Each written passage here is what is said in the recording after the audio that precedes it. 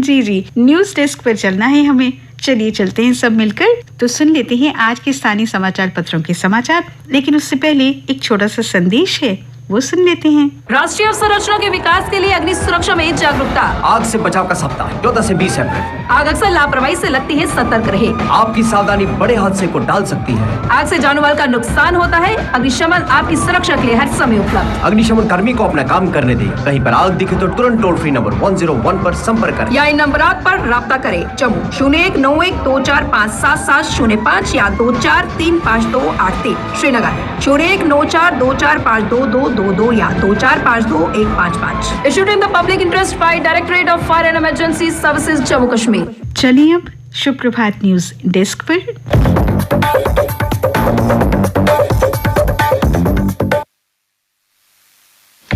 धन्यवाद सुनीता। समाचार पत्रों की सुर्खियों के साथ आज मैं हूं न्यूज डेस्क पर रेडियो सखी माधवी। एक समाचार जो आज सभी समाचार पत्रों में पहले पृष्ठ पर प्रमुखता से प्रकाशित हुआ है, पहली बड़ी सुर्खी के रूप में चुनैनी के बैनी संगम में पुल के अचानक टूटने से 62 घायल और 1 की मौत। देविका नदी पर बना ये 15 वर्ष पुराना पुल 50 फीट लोहे से लोगों ने अपने खर्चे से बनवाया था। जानकारी के अनुसार पुल द्वारा सुध महादेव मंदिर में दर्शन के लिए जाने वालों की भीड़ एकत्रित हो गई, जिससे पुल ओवरलोड होने से अचानक टूट गया। इस हादसे में एक 10 वर्षीय बच्ची की मृत्यु हो गई और करीब 20 घायलों को प्राथमिक उपचार के उपरांत बेहतर इलाज के लिए उधमपुर जिला अस्पताल में रेफर कर दिया गया। पहली बार 62 दिन की श्री अमरनाथ यात्रा इस साल 1 जुलाई से आरंभ होगी। ये यात्रा रक्षाबंधन के दिन 31 अगस्त तक चलेगी। यात्रा के लिए पूरे देश में पंजीकरण 17 अप्रैल से शुरू होगा। बाबा अमरनाथ की पवित्र गुफा से सुबह व शाम की आरती का सीधा प्रसारण होगा। उपराज्यपाल मनोज सिन्हा ने शुक्रवार को यात्रा की तिथियों का ऐलान किया था। ये यात्रा दोनों ट्रैक यानी पहलगाम एवं बालटाल से होगी।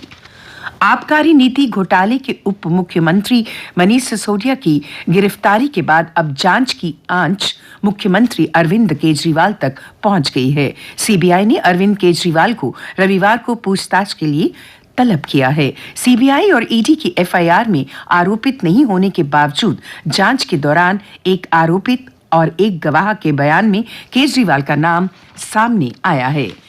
जम्मू संभाग के जिला कठुआ का एक वीडियो सोशल मीडिया पर वायरल हो रहा है। वीडियो में एक नन्ही बच्ची प्रधानमंत्री नरेंद्र मोदी को अपने स्कूल की दशा के बारे में बता रही है और वो बड़े ही मनमोहक अंदाज में पीएम मोदी से स्कूल को अपग्रेड कराने की मांग भी कर रही है। गवर्नमेंट हाई स्कूल लोहाई की छात्रा नाज ने अपने 4 मिनट 35 सेकंड के इस वीडियो में प्रधानमंत्री को स्कूल की खस्ताहाल भवन के बारे में भी बताया। प्रधानमंत्री नरेंद्र मोदी ने कहा है कि उनकी सरकार ने पूर्वोत्तर को राष्ट्र की मुख्यधारा में लाने के लिए कड़ी मेहनत की है। उन्होंने विपक्ष पर इस क्षेत्र की उपेक्षा करने और श्रेय लेने का भूखा होने का आरोप भी जताया है। विपक्ष पर हमला करते हुए मोदी ने कहा, हम जनता पहले के आधार पर अपनी नीतियां बनाते हैं। उन्होंने कहा कि हम लोगों के लिए सेवा भाव और समर्पण के साथ काम करते हैं।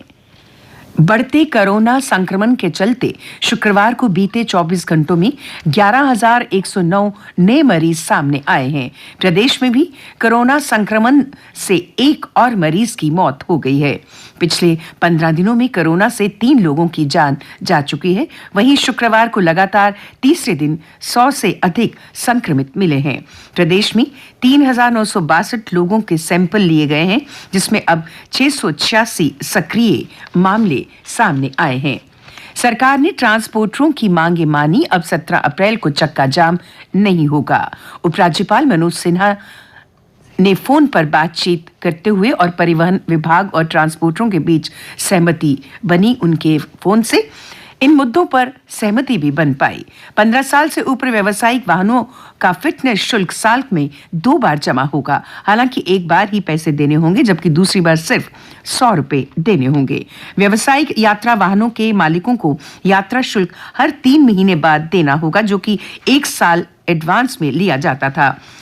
ई रिक्शा हाईवे और मुख्य सड़कों की बजाय वहां चलेंगे जहां रोड के अंत तक वाहन नहीं आता। एसआरटीसी की बसें तय समय सारणी पर सड़कों पर उतरेंगी। ई चालान वाहनों के सामने काटे जाएंगे। और अब अन्य समाचारों के साथ मेरी सहयोगी श्रुति।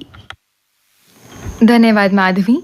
प्रधानमंत्री नरेंद्र मोदी ने कहा, कानून को आसान भाषा में लिखा जाए ताकि आम लोग भी समझ सकें। उन्होंने कहा कि न्याय में आसानी लाने के लिए आर्टिफिशियल इंटेलिजेंस यानी AI का उपयोग कर सकते हैं।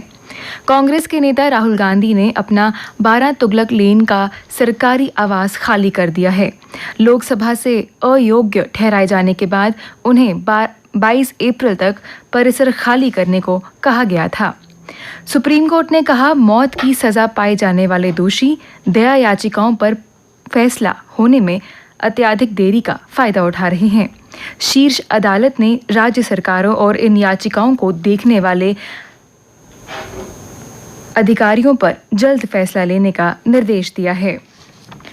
अमेरिकी राजदूत एरिक गारसेटी भारत आए। पिंक ऑटो में पहुंचे दूतावास। वह नए दूत के रूप में कार्य संभालने को तैयार हैं। जम्मू में ऐतिहासिक महल मुबारक मंडी में बैसाखी की शाम रही कला और संस्कृति के नाम। मुबारक मंडी में लोगों ने डोगरा व्यंजनों का उठाया लुत्फ। कलाकारों की प्रस्तुतियों ने किया मंत्रमुग्ध। ज्यादा फीस वसूलने वाले निजी स्कूलों पर कार्रवाई करे प्रशासन। पेरेंट्स एसोसिएशन ने महंगी किताबें और वर्दियां बेचने पर भी कार्रवाई की मांग की। अब कुछ खेल समाचार। हैरी ब्रूक के सत्र के पहले शतक के साथ सनराइजर्स हैदराबाद ने कोलकाता नाइट राइडर्स को हराया, लगातार दूसरी जीत हासिल की। ऑर्गन ट्रांसप्लांट करा चुके 32 खिलाड़ी ऑस्ट्रेलिया के पर्थ में शुरू होने वाली वर्ल्ड ट्रांसप्लांट गेम्स 2023 में हिस्सा लेंगे और भारत देश को गौरवान्वित करवाने को तैयार हैं। भारतीय महिला लीग में हिस्सा लेने वाली फुटबॉलर बेटियां अब लाखों में खेल पाएंगी। फुटबॉल महासंघ ने 3.2 लाख रुपए न्यूनतम वेतन निर्धारित किया है। पेरिस ओलंपिक की तैयारियों के लिए टोक्यो ओलंपिक में रजत पदक जीतने वाले पहलवान रवि कुमार और दीपक पूनिया ने बतौर मेंटल ट्रेनर प्रेरक वक्ता को मांगा और MOC मिशन ओलंपिक सेल ने कहा कि इसके लिए वो योग्य नहीं है और उनकी मांग खारिज कर दी गई। अस्ताना में हो रहे एशियाई कुश्ती चैंपियनशिप में अनिरुद्ध कुमार ने जीता कांस्य पदक। वहीं राष्ट्रमंडल खेलों के स्वर्ण पदक विजेता दीपक पूनिया को हार मिली। एक नज़र मौसम के हाल पर। तेज धूप व गर्मी ने छुड़ाए पसीने। मौसम विभाग के अनुसार 2 दिन बाद हो सकती है बारिश। कल दिन का अधिकतम तापमान 37 डिग्री रिकॉर्ड किया गया और रात का न्यूनतम तापमान 20.3 डिग्री सेल्सियस रिकॉर्ड किया गया। आज सूर्यास्त 7:01 पर होगा और कल सूर्य उदय 6:02 पर होगा। समाचारों के लिए हमारे साथियों का धन्यवाद।